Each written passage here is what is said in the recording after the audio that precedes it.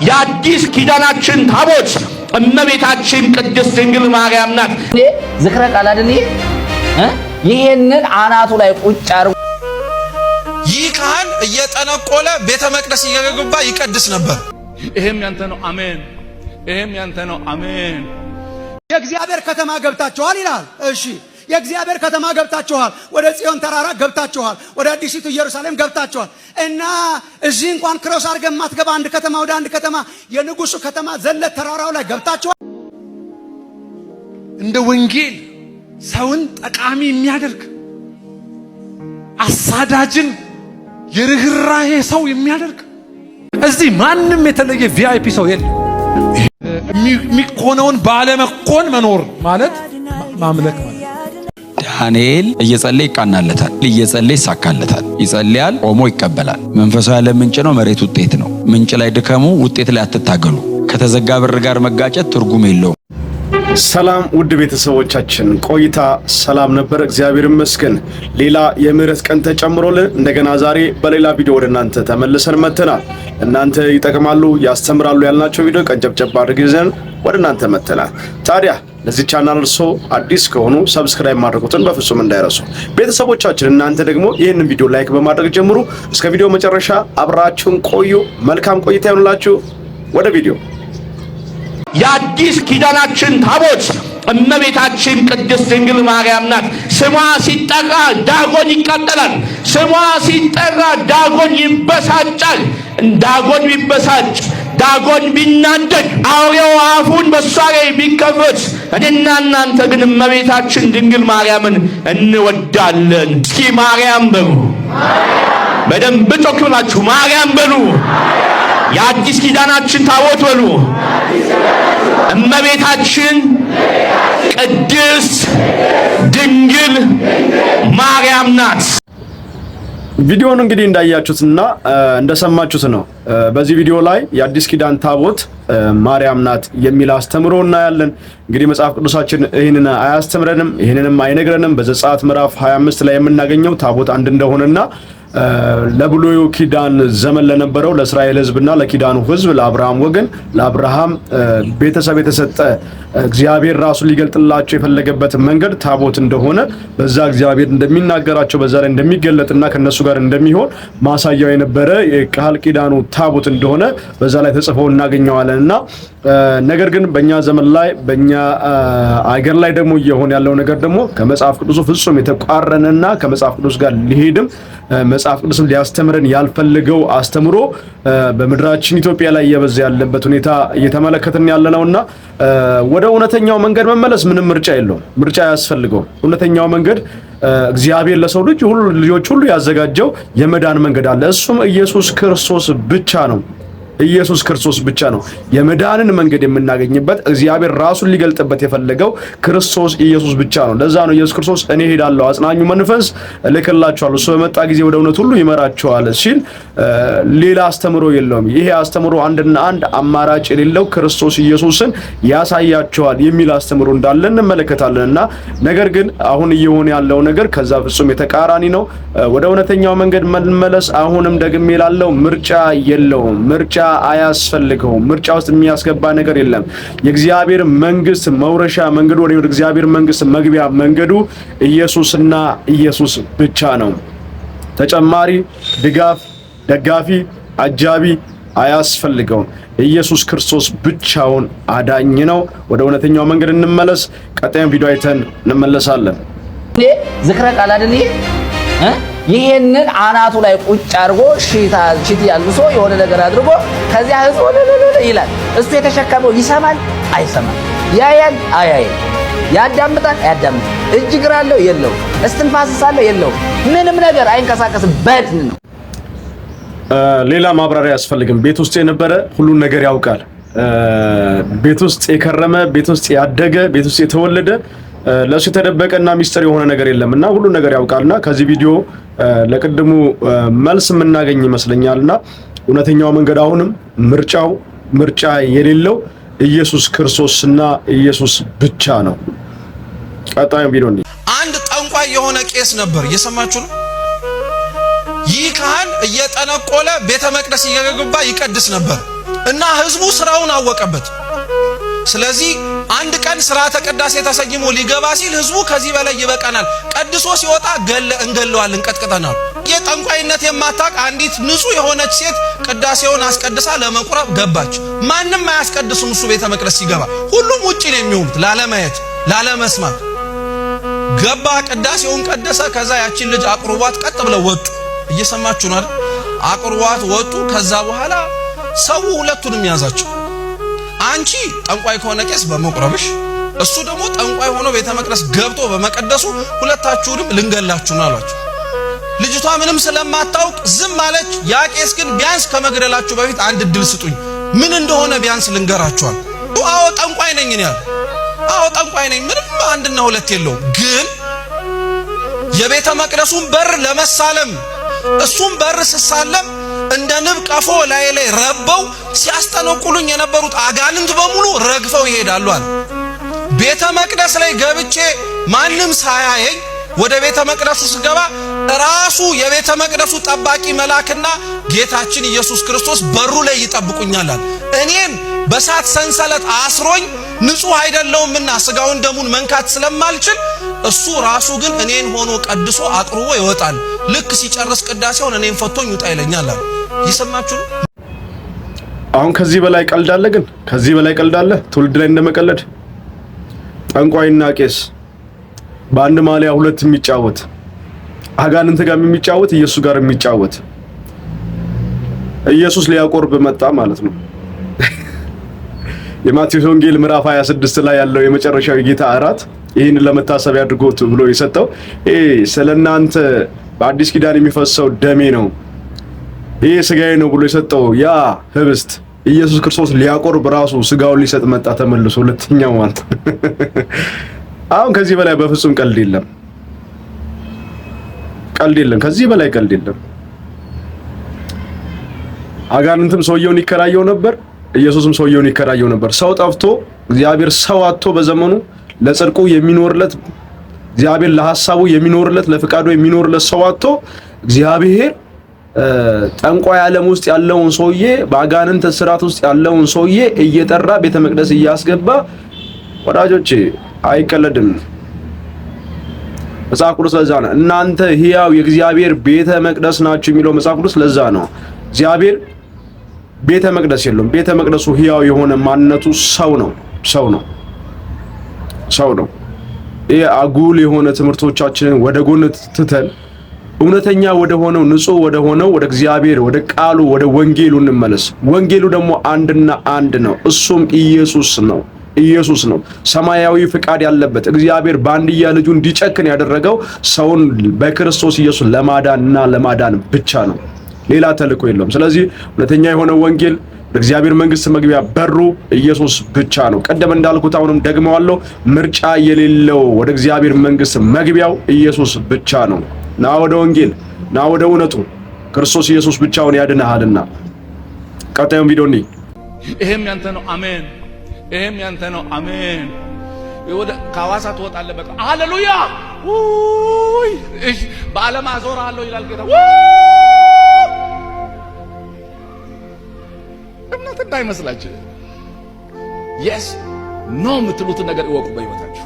እምነት ኖ የሚል ቃል አለው በውስጡ። አላደርግም፣ እምብየው፣ አሻፈረኝ፣ በዚህ ጉዳይ ሁለተኛ እንዳታናግረኝ፣ በዚህ ጉዳይ ሁለተኛ እንዳታናግረኝ። እግዚአብሔር ይሄንን እምነት በልባችሁ ይጨምር። ሁሉን በቃ አሜን አሜን አሜን። እኔ አንዱ ጊዜ በዓለም አዞርሃለሁ ብሎኛል ጌታ። ለምን አልኩት፣ እሱን አልነገረኝም አለ። ሰይጣንን እግዚአብሔር ሲጠይቅ ከየት መጣ ሲል ምን አለ? ምድርን ሁሉ ምን አለ? ዞር ያለ እና ትዞራል የተባለ ሰው ሲዞር ከዛ ዟሪ ጋር መንገድ ላይ ሊገናኝ አይችልም። ዙረታም መሆን እኮ መንፈሳዊነት አይደለም።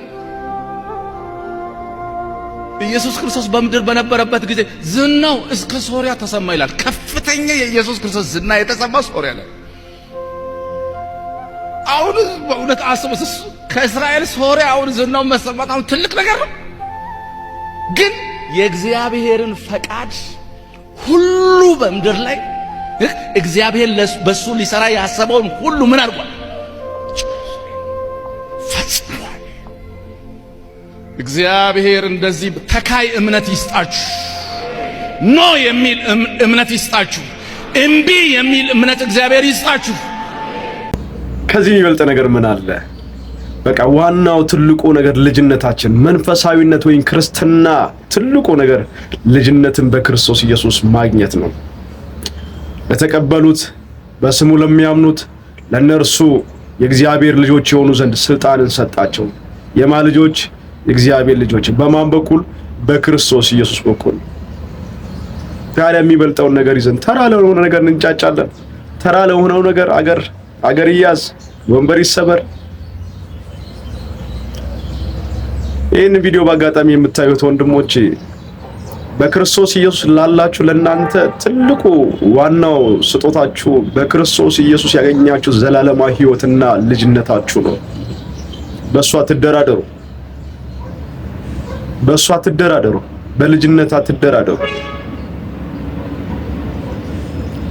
ብኩርናችሁን አትሽጡ። እንደ ኢሳው ብኩርና አይሸጥም፣ ልጅነት አይሸጥም። ከዚህ የሚበልጥ ወንጌል የለም። በክርስቶስ ኢየሱስ ያልሆናችሁ ደግሞ ጌታን የማታውቁ ለእናንተ መልእክት አለኝ። አሁንም ምርጫ የሌለው መንገድ ኢየሱስ ብቻ ነው። ወደ ኢየሱስ ኑ። እሱ እውነት ነው፣ እሱ ሕይወት ነው፣ እሱ መንገድ ነው፣ እሱ ይበልጣል። ቀጣይ ቪዲዮ አይተን እንመለሳለን። ላይክ ያላደረጋችሁ ደግሞ እስካሁን ላይክ አድርጉ። የእግዚአብሔር ከተማ ገብታችኋል ይላል። እሺ የእግዚአብሔር ከተማ ገብታችኋል፣ ወደ ጽዮን ተራራ ገብታችኋል፣ ወደ አዲሲቱ ኢየሩሳሌም ገብታችኋል። እና እዚህ እንኳን ክሮስ አድርገን ማትገባ አንድ ከተማ ወደ አንድ ከተማ የንጉሱ ከተማ ዘለት ተራራው ላይ ገብታችኋል። በምን ሂሳብ? ተመቶልናል። የሚጮኸው ደም ድምፅ ተመቶልናል። የሚጮኸው ደም ድምፅ ነው። አትት ይሄ ነው ትምህርቱ። ይሄ ነው ትምህርታችን። ሚስ አንደርስታንድ አድርጋችሁ ከሆነ ይሄ ነው ትምህርታችን። ተመታልን፣ ታየልን። ደሙን አሳይቼ እገባለሁ። በራሴ ልገባ አልችልም። ከመኳንንት ዘር አይደለሁም፣ ከጻድቃን ዘር አይደለሁም፣ ከንጹሃን ዘር አይደለሁም። ሁሉ ኃጢአትን ሰርተዋልና የእግዚአብሔር ክብር ጎድሏቸዋል። ክብር የጎደለንን በእግዚአብሔር ፊት የተናቀነን ጽድቃችን የመርገም ጨርቅ ነው። እግዚአብሔር ሲያየን ይጸየፈናል። ልንቀርበው አንችልም። አስፈሪ ነው። እግዚአብሔር መጣና ሞተልንና ከአቤል ደም ይልቅ እየጮኸ ተከፍሏል እያለ እየጮኸ ዋስትና ሆኖ ይታይልኛል። የሞተው ከሙታን የተነሳው በደሙ ኃይል ይማልድልናል፣ ያስገባናል ወደ እግዚአብሔር ከተማ።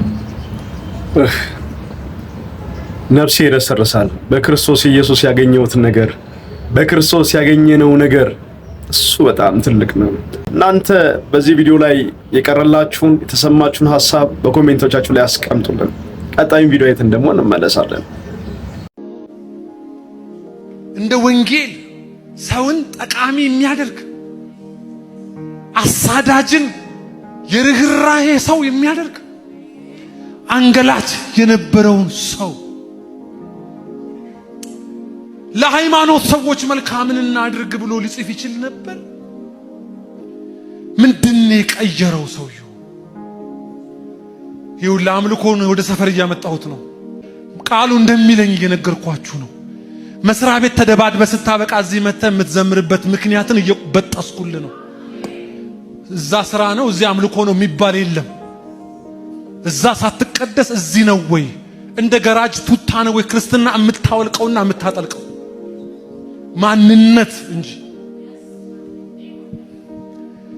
እቤት ድረስ የሚከተል፣ ስራ ቦታ ድረስ የሚከተል፣ ትምህርት ቤት ድረስ የሚከተል፣ ብቻሽን ሆነ በር ስትዘጋ እዛም ድንቅ መልእክት ነው። ወንጌል ሰውን እንደሚቀይር ሌላ ነገር ላይ ምድር ላይ ሊቀይር የሚችል ነገር የለም። የሐዋርያ ሥራ ምዕራፍ 9 ላይ የጳውሎስ ሕይወት መቀየር ቅጽበት ነበረ። ወንጌል ነው እኮ ሌላ አይደለም። አሳዳጅ የነበረውን፣ ገዳይ የነበረውን፣ አጥፊ የነበረውን፣ ትምክተኛ የነበረውን ጳውሎስን ወንጌል መቀየር ከቻለ ታዲያ ምድር ላይ ከወንጌል በስተቀር ሰው ሊቀይር የሚችል ምንም አይነት ኃይል የለም። እሱ ይቀይራል፣ እሱ ይለውጣል። ስለዚህ ህይወታችሁ እንዲለወጥ የምትፈልጉ እናንተ ይህንን ቪዲዮ በአጋጣሚ እያያችሁ ያላችሁ ኑ ወደ ኢየሱስ። ምርጫ የለውም። ምርጫው አንድና አንድ ነው። እሱም ኢየሱስ ብቻ ነው። ወደ እግዚአብሔር መንግስት መግቢያ በሩ ኢየሱስ ብቻ ነው። ቀጣዩን ቪዲዮ አይተን እንመለሳለን። እዚህ ማንም የተለየ ቪአይፒ ሰው የለም። ይሄ ወንጌል አንዳንዶቻችን መሞት ሲያምረን ወይም ትርጉማተን ከሱስ ከተለያዩ ጨለማና እስራት ከሸሸንባቸው ተይዘን ከተሰቃየንባቸው ከነዛ ይሄ ወንጌል የበራልን ቀን እኔ ሳልሆን ይሄ የበራልኝ ወንጌል ጠቃሚ ሰው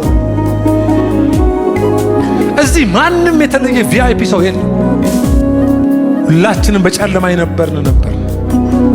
ጠቃሚ ሰው ያደረገን እኛ ሳንሆን ጠቃሚ የሆነው የቀየረን ወንጌል ጠቃሚ ሰዎች እንድንሆን ቀየረን።